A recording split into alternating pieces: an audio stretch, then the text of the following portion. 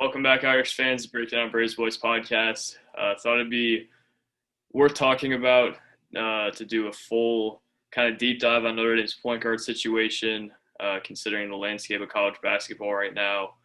I'm going to do a little overlook on kind of how Notre Dame's point guard outlook is, and then do a deep dive on every player who could be the primary ball handler for Notre Dame, whether they'll go committee, whether they'll kind of try to go with one guy's is still not decided upon, but a lot of those guys can help Notre Dame at point guard and as a creator, but they're going to have to show it first and kind of going to get into each guy and what they can do, maybe where some of their weaknesses are, why I'm concerned about the point guard position a little bit. And we'll get into that in a minute, but Notre Dame got some news yesterday. Grant Basile committed to Virginia Tech, obviously Notre Dame's biggest front court target in the portal. The staff has had a really good hit rate on bigs over the last few years. Van Allen Lubin was – they came into the process late for, still got Dom Campbell, kind of the same thing. They got Paul Atkinson, who's really the only big they targeted that year in the portal, and they landed him. Juwan Durham was a guy they landed a few years back, and Notre Dame staff has done a really good job landing bigs, but this time couldn't quite seal the deal. They still have three bigs on the roster, and Matt Zona, Van Allen Lubin, Dom Campbell. Nate Laszewski has his name in the NBA draft. I think it makes a lot of sense for him to return, but it's up to him. And obviously the way he thinks can be a little different than the way I think. So Notre Dame right now has three bigs on the roster, two of which are freshmen, and then one is Matt Zona, who could take that jump up to his junior year that a lot of Mike Brey bigs in particular end up taking. So Zona, I think right now would be the guy, but still a lot to be seen there. Nate Laszewski, I think, makes a lot of sense for him to come back. And if he does, obviously he's going to have a starting spot. And then Notre Dame, if they land another big, which I've been beating the drum for months, that Notre Dame needs to add a transfer big to really be not competitive. I think they'll be fine without one, but to hit anywhere close to their ceiling with this backcourt, Notre Dame's got to stir up the front court. And right now, even with Nate Laszewski, I don't think they do that. They still lack physicality. They lack a true post scorer. Maybe Matt Zona, Dom can do that a little bit, but their interior defense is still a huge concern to me. Even with those guys, rebounding is a bit of a concern, and just straight up post offense is a concern for me as well. So I think they're going to have to get a guy from the portal to really hit anywhere near their ceiling, and that's going to be something I talk about for the next few weeks and maybe even months if they can't get another guy. But moving on to point guards a little bit, Notre Dame really hasn't had to worry about point guard over the last few years. They've had Prentiss Hubb. Mike Brey made it abundantly clear, even throughout his struggles, that Hubb was his guy. He was going to ride with Hubb for his entire Notre Dame career as the point guard. He even moved him to the wing a few times, even when he struggled, moved him right back after a game or two every time. But Hubb eventually turned into the prototypical Mike Brey point guard, had an unbelievable assist-to-turnover ratio last year, which obviously the Mike Brey stat, and throughout the country, things were not really the same in terms of point guard play. A lot of teams throughout the country this year, like Memphis, Purdue, I would even make an argument for. Auburn's another team. Michigan's another team. Just couldn't really get the most out of their roster because they didn't have a true distributor and a guy who was able to get guys open looks around the floor. Those teams didn't hit their ceiling because of point guard play, and that was a huge issue nationally. Notre Dame didn't have to worry about that, and they actually had better point guard play than they had for years. Prentiss Hubb really came into his own as a distributor. He's one of the better distributors in the league, took care of the ball.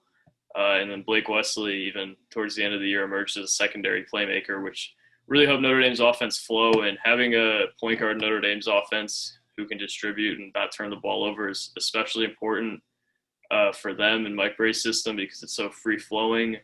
And also with their personnel, it's really important to have that. Last year they had a few guys who could go get their own shot, Blake Wesley, Cormac Ryan, Prentiss Hubb. But two of their biggest scorers were Dane Goodwin and Nate Laszewski, who don't necessarily create their own look that often, and Notre Dame could return both those guys, already returning Dane. Nate could also return.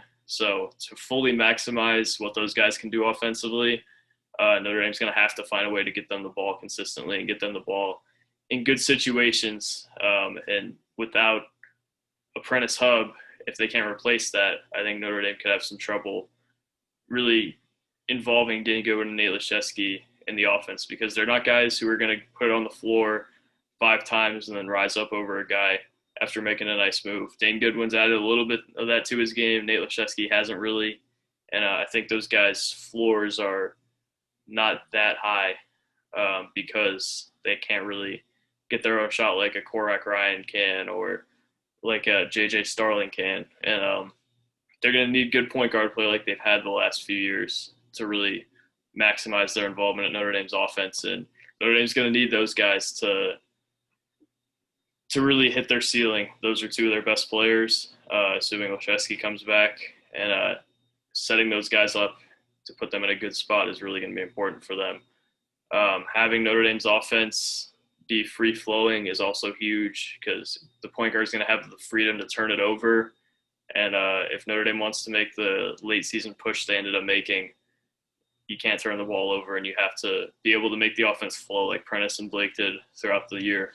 And it was a beautiful thing when Notre Dame's offense flowed throughout the year, especially late in the year. But early on in the year, when they were playing, let's say, Texas A&M or some of those mid-majors early in the year, the offense did not flow very well. The ball stuck. Prentiss Hubb couldn't really distribute all that well for some of those games early in the year, and we saw how bad that Notre Dame team was for a few weeks there. Marcus Hammond is the guy who tends to come up first as the primary ball handler. I think he'll get the first crack at it. Throughout his career, has primarily been a score-first guy, at least later in his career. But to me, has shown flashes of really good court vision. I think he sees the floor really well. In 2021, 2022, averaged 2.9 assists to 2.2 turnovers, and then had games like the game against Xavier where he had 8 turnovers in one of his 2 high major games. So has struggled with turnovers a bit throughout his career. Earlier in his career, his ratios were a little bit better. It was like, I think he only look, I have it in front of me. 2020, 2021, averaged 3 assists and 1.8 turnovers. And then the year before, 2.9 assists to 1.5 turnovers. So I'm not exactly sure what was up the last year, but he has shown turnovers can be a bit of an issue. I think Hammond has some room to go as a point guard, and it's kind of hard to teach an old dog new tricks. It's hard to teach a guy like Marcus Hammond to be a Prentiss Hubb type distributor. Mike Brey doesn't have 4 years with him. He's got 1 year, 1 summer with him to kind of transform him into the primary ball handler. We know what we're going to get scoring from Marcus Hammond. We don't necessarily know what we're going to get as a ball handler, and that's going to be imperative to Notre Dame's success this year. Hammond's probably the guy who they're going to want to have the ball in his hands early in the year, especially as a veteran. And I think he has maybe not the highest ceiling as a ball handler, but I think he's probably their best option at the moment. JJ Starling's also another option. Played point guard in his sophomore year, I think, at Baldwinsville. And throughout his last 2 years in high school, showed point guard traits, but didn't play point guard. JJ Starling, when Aiden Holloway and Jeremy Fears were on the floor together, Starling was playing the 3. And then if one of those guys was on the floor, which was probably like 95% of the time, Starling was at the 2. So Starling had very, very limited possessions where he was bringing the ball up for Lamir. But Mike Brey has talked in the past about how he likes Starling's ability to see the floor. Starling's a guy who's composed, is a really good decision maker. But he hasn't played point guard at a super high level since sophomore year. And that was not even that high of a level. So definitely some concerns with Starling. I think he has the highest ceiling as a primary ball handler out of really any Notre Dame player, but I also think it's a lot to put on a guy who hasn't played point guard since his sophomore year of high school consistently. Even in AAU was a guy running off screens and kind of playing on the wing. I think the message to JJ his first year should be don't turn it over and go score for us, go play good defense. It's a lot to put on a guy who hasn't played point guard at that level to say come in, switch positions, and be the guy offensively and play good defense. I think they'd be better suited, maybe easing him into that role a little bit. But I do think he has the highest ceiling out of anybody on Notre Dame's roster. In terms of being a primary ball handler, I think he's a really good decision maker.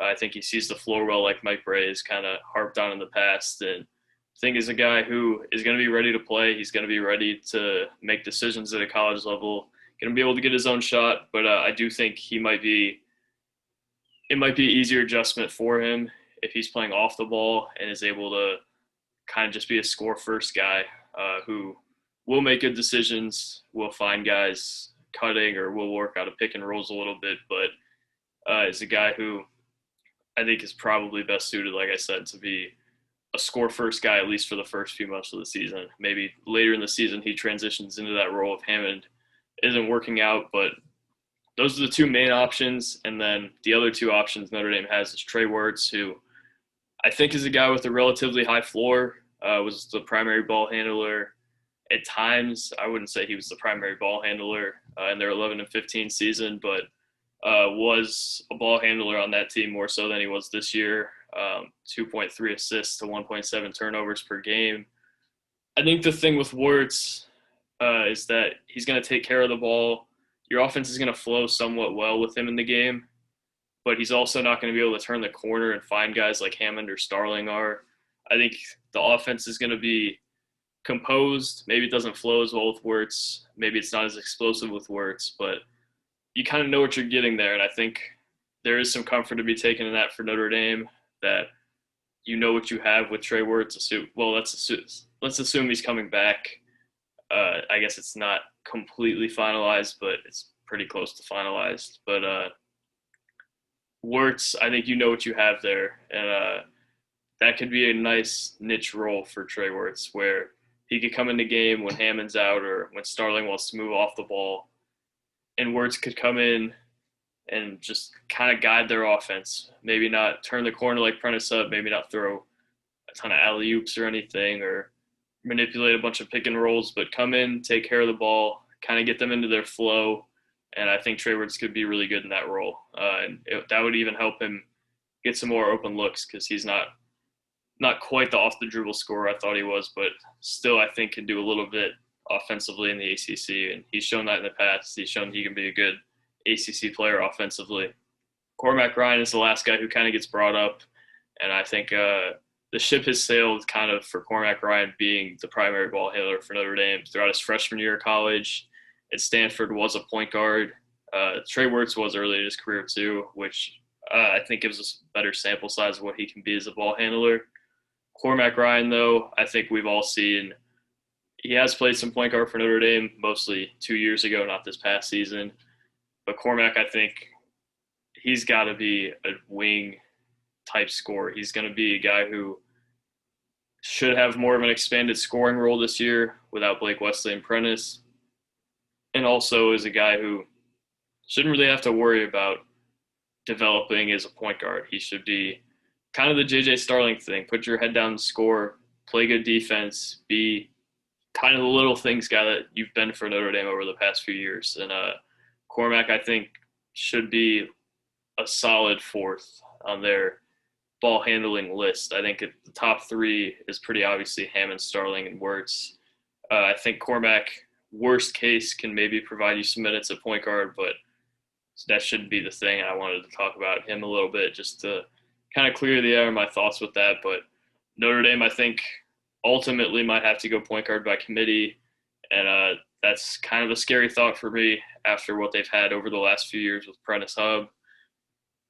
But I think there is some ability as distributors in that backcourt, and a lot of teams in the country are in a worse spot than Notre Dame in terms of point guard play, and for that to be Notre Dame's second biggest issue behind a big man when they have all these guys on their roster who are veterans and have point guard experience elsewhere, I think it's a solid spot to be in for Notre Dame. And I'm not saying they're in a great spot in terms of point guard play. They still have a lot of guys with a lot to prove at that position, and a lot of guys who haven't really been in that role recently because of Prentiss Hubb and because they've just been guys who they throw out there and say, go score, go win us this game. Now one of these guys has to adjust. Maybe all four of them have to adjust into being a committee of, hey, you bring the ball up here. We can't turn it over. We got to flow through this offense. And I think it's going to be really interesting to see how this kind of develops. And this is something I'll probably talk about throughout the offseason. and something that will be maybe the main thing I'm looking for if we ever get to see a glimpse into summer practice. Who's bringing the ball up? Who's running Notre Dame through their stuff? And that's one of the biggest storylines heading into this year. Notre Dame's not in an awful spot. They're not in a great spot either. I think the floor is somewhat high just because they have all these guys who are good decision makers and guys who have some playmaking ability. But we're going to have to see what Notre Dame wants to do here. Is J.J. Starling really going to play point guard? Is Marcus Hammond coming in to kind of spot minutes there? Is Trey Wertz a guy who could play more of an expanded role as being a primary ball handler? It's going to be really interesting to see what Notre Dame does in terms of just handling this position, which is so important in this landscape of college basketball. You don't look at the roster and think, wow, point guard's a huge issue, but you have to stabilize that position in this game, and especially nowadays, and especially in Notre Dame's offense with the personnel they have, you got to stabilize this position. And I think Mike Bray's done a solid job trying to do that. He's brought in a guy who has shown flashes of being a really good distributor in a college game. In the college game, he's shown that.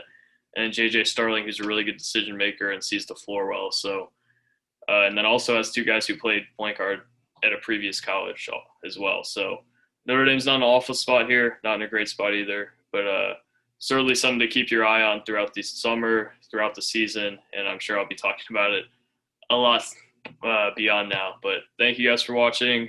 I appreciate all the support, and let me know what you think about Notre Dame's point guard situation. I don't want to hear about bigs right now. Tell me about what you think about the guards. We'll talk about bigs all summer and over the next few weeks especially. So thank you guys for watching. The support this season was great. Looking forward to another good off season. And we'll be back to break down some decisions and Notre Dame's front court, I'm sure, over the next few weeks. Thanks for watching. Peace.